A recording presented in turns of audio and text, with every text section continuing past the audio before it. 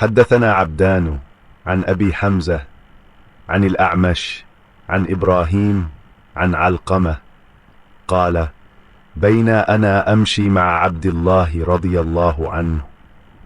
فقال كنا مع النبي صلى الله عليه وسلم فقال من استطاع الباءة فليتزوج فإنه أغض للبصر وأحصن للفرج ومن لم يستطع فعليه بالصوم فإنه له وجاء.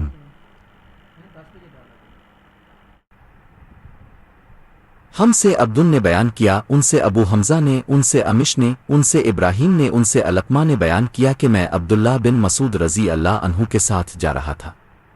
آپ نے کہا کہ ہم نبی کریم صلی اللہ علیہ وسلم کے ساتھ تھے، تو اب صلی اللہ علیہ وسلم نے فرمایا اگر کوئی صاحب طاقت ہو تو اسے نکاح کر لینا چاہیے، کیونکہ نظر کو نیچی رکھنے اور شرمگاہ کو بدفعلی سے محفوظ رکھنے کا یہ ذریعہ ہے، اور کسی میں نکاح کرنے کی طاقت نہ ہو تو اسے روزے رکھنے چاہیے، کیونکہ وہ اس کی شہوت کو ختم کر دیتا ہے۔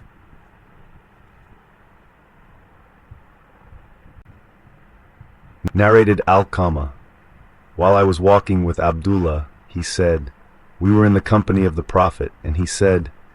he who can afford to marry should marry, because it will help him refrain from looking at other women